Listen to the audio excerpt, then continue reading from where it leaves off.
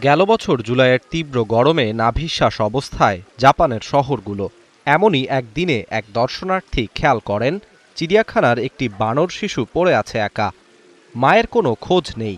ঘটনাটি ঘটে জাপানের টোকিওর বাইরে অবস্থিত ইসিকাওয়া সিটি চিড়িয়াখানায়।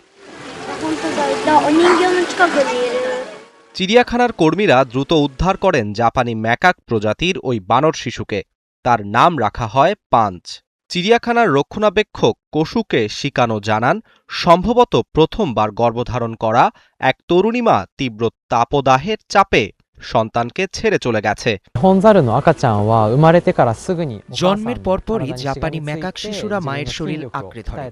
এতে তাদের পেশি শক্তিশালী হয় এবং নিরাপত্তাবোধ তৈরি হয়। পাঞ্চ যেন সেই নিরাপদ বোধ করে, সেজন্যই নেওয়া হয় অভিনব এক ব্যবস্থা। চিড়িয়াখানা কর্তৃপক্ষ ওরাং ওটাং নামে একটি নরম খেলনার ব্যবস্থা করে, যাকে মা ভেবে আঁকড়ে ধরে বানরছানাটি।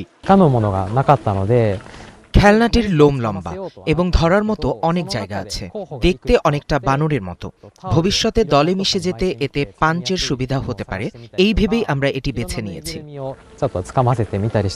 সামাজিক যোগাযোগ মাধ্যমে পাঞ্চের গল্প ভাইরাল হতেই তাকে দেখতে ভিড় করে অসংখ্য মানুষ। বাবা মা ছাড়া হয়েও পাঞ্চের এত চেষ্টা আমাকে ভীষণ আবেগ আপ্লুত করেছে। তাই বন্ধুর সঙ্গে দেখা করতে এসে আমি বললাম, চলো পাঞ্চকে দেখে আসি। সময়ের সঙ্গে সঙ্গে পাঞ্চ ধীরে ধীরে নিজের দলে মিশে যাচ্ছে বলে জানিয়েছে চিড়িয়াখানার কর্তৃপক্ষ। তাদের মতে একদিন হয়তো পাঞ্চের আর এই খেলনা মায়ের প্রয়োজন হবে না। তীব্র গরমের কারণে মা ছাড়া এক বানরছানার একটি খেলনাই হয়েছে বেড়ে ওঠার সাথী। চিড়িয়াখানা কর্তৃপক্ষের ভালোবাসা আর যত্নে বদলে গেছে তার জীবন। হয়তো এভাবেই খেলনা আঁকড়ে ধরে নিঃসঙ্গতা কাটিয়ে বেড়ে উঠবে বানরছানাটি। আরাফাত ইসলাম, ৭১।